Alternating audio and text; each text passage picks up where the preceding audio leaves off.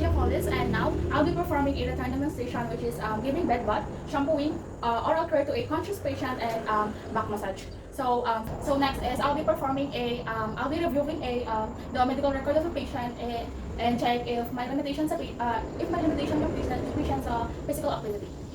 Okay. So next I'll be sanitizing my hands and performing a hand hygiene, and as needed, put a BB.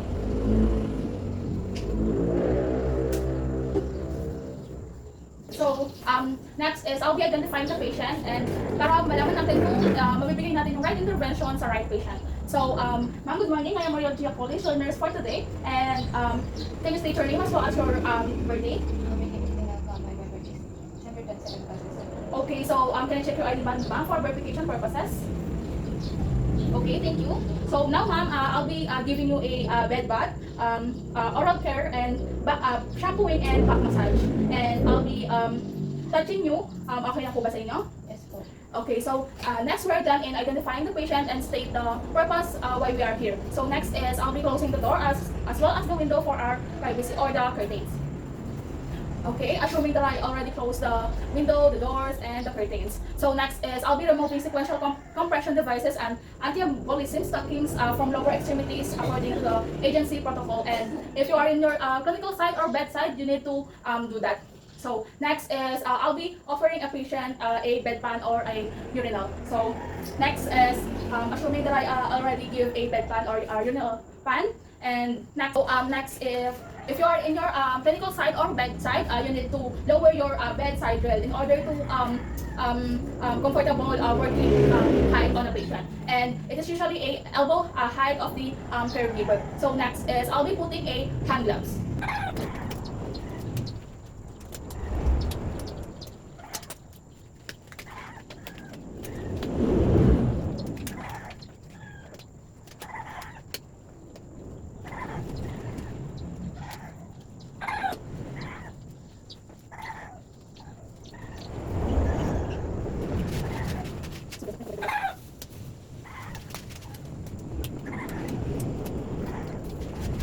So next is I'll be putting a towel to the patient. So, ma'am, can you go ahead?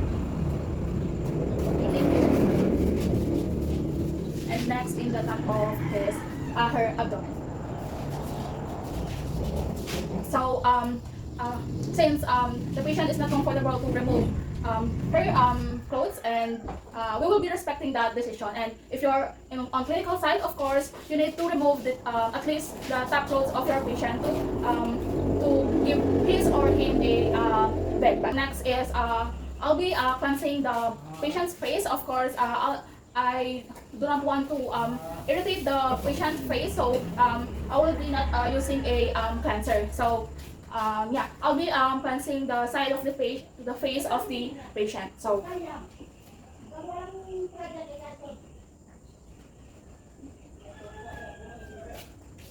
okay, so I'll be rinsing the towel again. Next is I already washed the towel again, and now I'll be cleansing the patient's face, chins, and forehead. Okay, so next is I'll be rinsing the towel again in a clean water.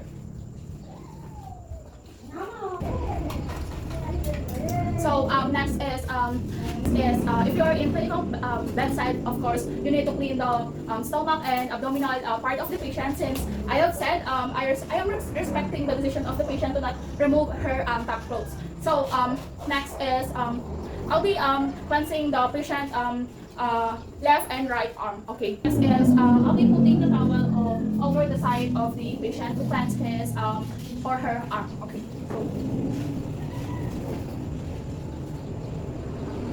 So now I'll be cleansing her arm using a clean towel. Okay. So ma'am.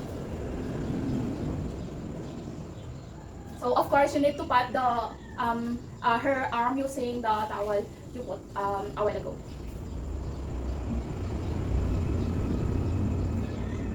Okay. Okay. Since I am not able to move on the right side because of the bed setting, assuming that I already clean the arm, the left arm of my patient. So next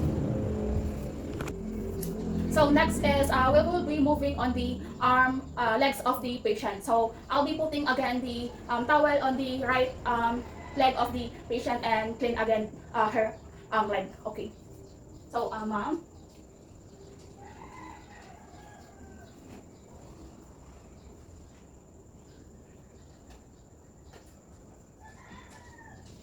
So next is I'll be wiping it or cleansing it with a plain towel.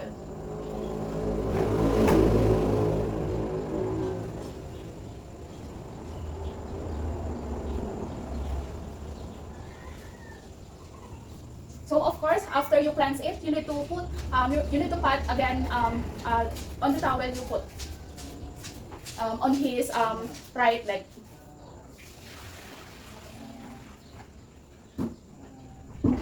Okay, assuming that I already cleansed the left leg of the patient since I wasn't able to move on the left side, so we will be proceeding on the next.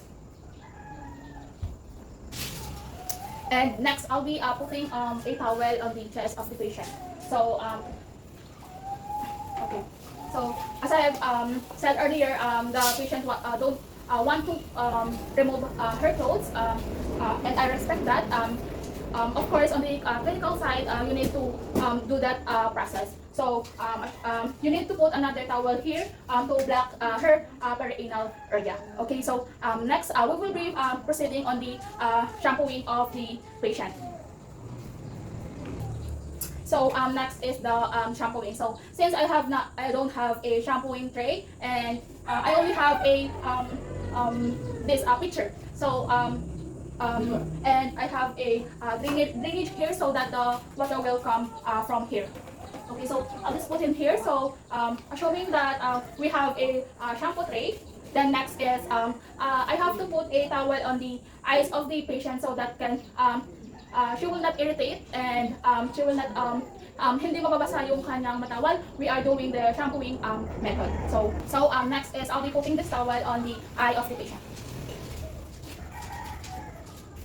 So next is you will need to shampoo the patient. Of course, you will be needing a shampoo,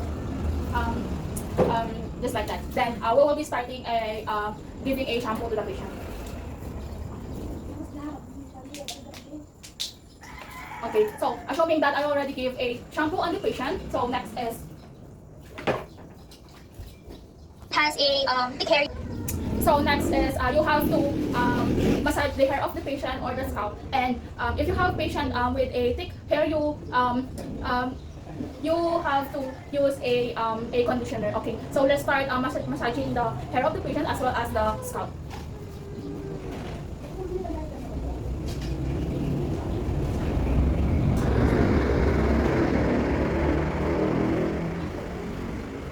Okay, so next is of course you need to rinse the patient hair using a clean water. So next is you have to pat the hair of the patient using the towel you put a while ago. Okay, so next is you have to remove the plain towel that you put on the eye level of the patient. Okay. Of course, you will doing a shampooing of the patient. Of course, so the patient can relax and he or she will be not irritated about her hygiene and of course to clean her or him scalp. Okay, so next is the oral care. So ma'am, I'll be assisting you in sitting position that in order to you have a comfortable position during our oral care. Okay. 1, 2, 3. Okay. So next, first I'll be giving the patient a like this, and of course the toothbrush and the toothpaste. So we are doing oral care, of course, to clean our teeth and to prevent a bad breath. Okay. So I have to put a amount of toothpaste right here in toothbrush. Of course, to freshen our patient's breath and teeth. So okay, ma'am. Okay, so of course, while you are brushing the teeth of your patient, you have to brush her tongue as well too. Of course, you need to moisten her tongue and to prevent bad breath. So you have to check about your brushing teeth. Also, of course, you need to do a side, upward, and backward, so you can assure that you are cleaning the whole part of her mouth. So, okay. Okay. So next.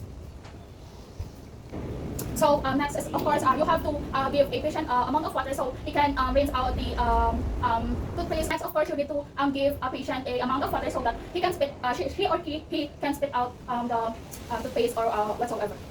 Okay, ma'am? Okay, please spit po. Okay, thank you. So for next is, so next, after the brushing method, and of course, you need to do a dental floss to your patient in order to assure that the patient have clean and freshened mouth. Of course, next is you have to position the patient in a comfortable position so you can provide a back oral massage. So, ma'am, you will be positioning in lying position. Okay, so. Okay. Okay. So of course, for you to have a back massage to the patient, you need a lotion. So I'll just put a small amount of lotion. Okay. So I will be starting giving back massage to the patient. So the rationale of giving back massage of the patient to give a good circulation of blood flow. Okay. So.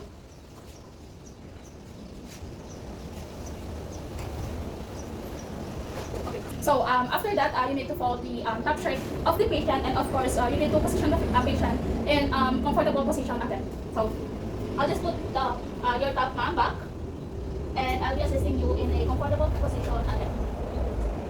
Okay. So next, so that's the process of giving bed bath, oral care, back massage, and shampooing to the patient. So in the oral care part, I'm sorry, I forget to say that I give a oral care to the conscious patient. So shampooing, bed bath, oral care, and the back massage intervention is to give a patient a good hygiene and relaxation during her stay in the hospital. Next is I will need to give myself a hand hygiene again. So yeah, that is our end of our demonstration.